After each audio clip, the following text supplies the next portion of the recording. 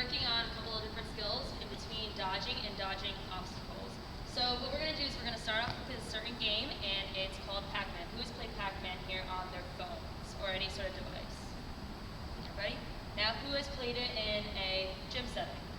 Just see all your hands. You guys did it last lesson. Awesome. So, what are things that you'd be dodging in, whether it be a game or in life? What is something you're dodging? Your problems? Okay. Yep. All right, so, besides your problems, what about something Deep. Deep. Something physical. Maybe like a Something physical. Yeah. maybe like in a sport. Oh,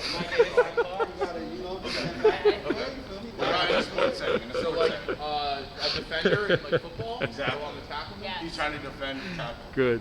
So we're gonna be playing Pac-Man. In Pac-Man, we're gonna be defending the ghost, and we're gonna need one volunteer to become a ghost. Okay. So with that being said, you're gonna have all the pennies. Okay.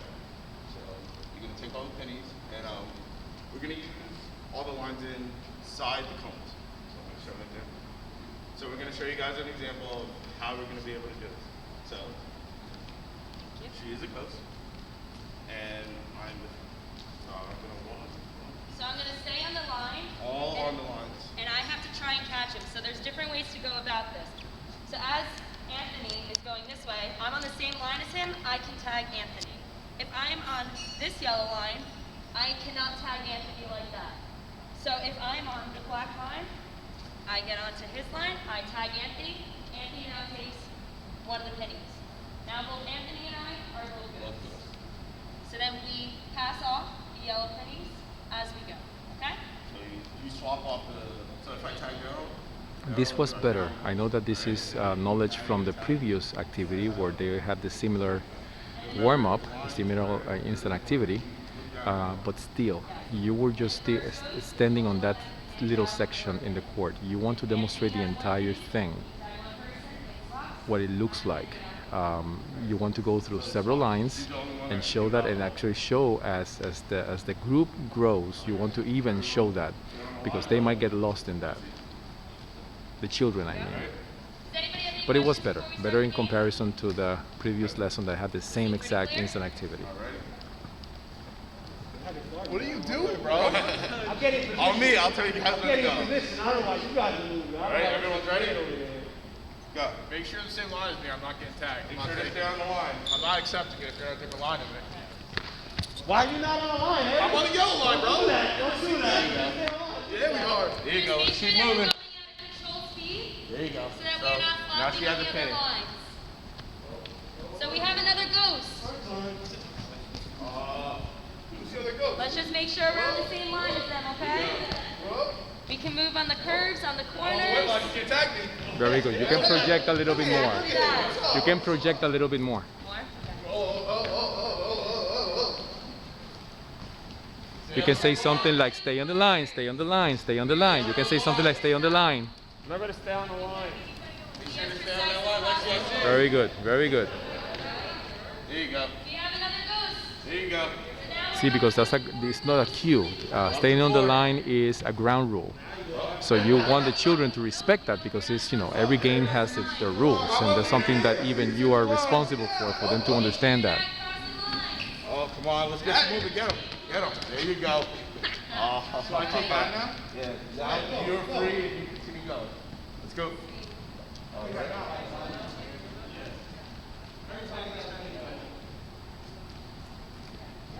All right, keep going, get a couple more. One more. Stay on the line. Okay, the level of energy is a little bit better. You can see because you are a little bit more interacting with them. You're talking a little bit more. That was a bit of a different Pac-Man game. Attention here. That was a bit of a different Pac-Man game for your first lesson, right? What did you guys find interesting about this game and different?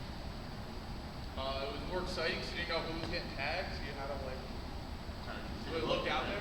What did you think helped you succeed in it? What did you have to do? Can't cross the lines. Can't cross lines. Yep, I got you there. Can't cross Keeps you lines. focused, right? Keeps you looking at the lines, learning how to redirect, directions, stay away from your defender making mistakes. Yeah. So, Anything yeah. else? Yeah. Okay, one thing to make sure is that when you ask these questions at the elementary level, this is something that you already wanted to have covered. So when it comes to acceleration, deceleration, that's something that they learn in this type of activity. When it comes about following the rules, that could be okay. You're breaking them up in fours. Okay, groups of four. So you want to maybe emphasize the ground rules. When you have an activity like this, you want to also it's a tactical type of thing. So you want to see where space awareness, right? You want to see where the ghosts are, and you want to make sure that you select the line that is going to be the best. So that activity has several, as simple as it looks like, it has several things that they can learn, but those are things that you have to emphasize as you are talking to them. Not getting tagged in the space trial. The aliens gonna try and like pivot and like touch the. So when you say go, you guys are touch on, you're gonna try to make it to the other side without getting tagged by dodging them. They cannot take their foot off the poly spot, but they're gonna try to reach to tag you. If you get tagged, you have to stand on the new poly spot. You become an alien. You wanna try your best to dodge and take them out. Okay, so the description. Randy, can I get a retake on the direction? No, we got him. We got to stand on the spot and tag when they run So by. once you are aliens, you guys are gonna be on the poly spots. You keep one foot on, you can't take your foot off. You're gonna try to tag them as they try to get to the other side. It's all We about the just reach. stand on pivot foot pretty much. Yeah, you pretty much are pivoting the whole You time. just have to keep one foot here. Yeah, but one thing that we also need to pay attention to is how you manage the space. I'm going to leave it alone. I'm going to maybe this is going to be the observation that I'm going to have at the end. But if you put them like too close like that, see, there's going to be a problem because then there's no room for them to navigate. So it's going to be very, very difficult. See, and the demonstration that you just did there, it was not the real thing. You have to go through the demonstrations.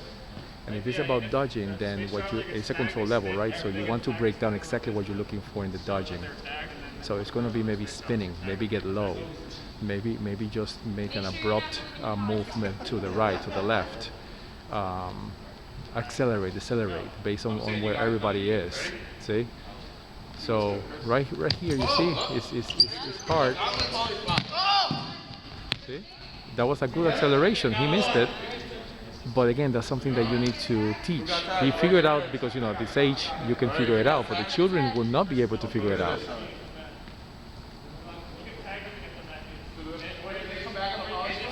No, you stay on the poly spot. Yeah, no. If he's got tagged, come up here. Okay. Right here, no one. You gotta get a good dodge going. There you go. Any confusion? Is anybody not on the spot and not moving because they're confused? Do they untag the people that they were? That's what they're doing. That's what he was doing right now. Oh, alright. Yeah, he untagged John.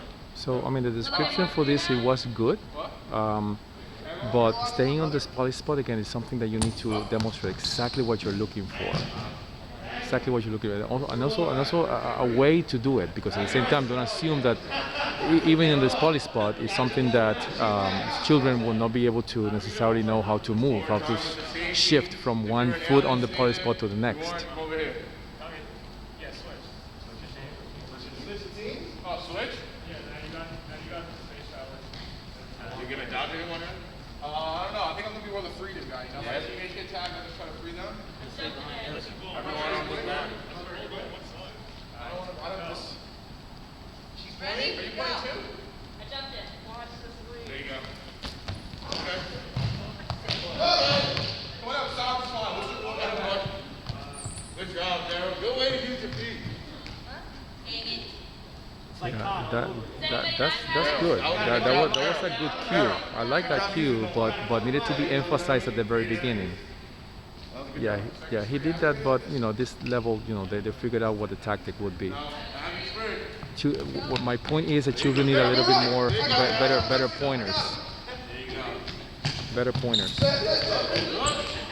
And what you just saw there, that collision there, that's something that also you need to be careful, because if you let them go at once, you're inviting for that, and then they can get injured. So spacing and planning for the amount of space that you have is good. For example, you have space there at the end of the court. You have space right here. So in your planning, you also want to consider that, and plus all this space over here.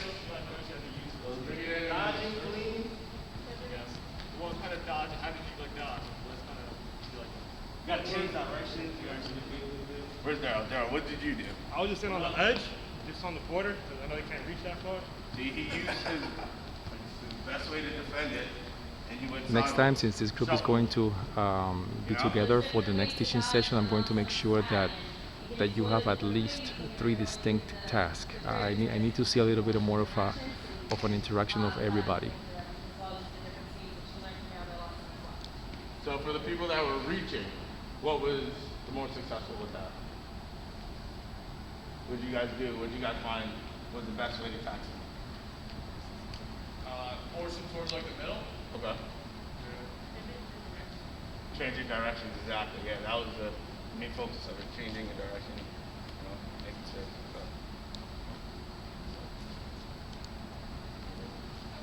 That's it? Okay, thank you very much.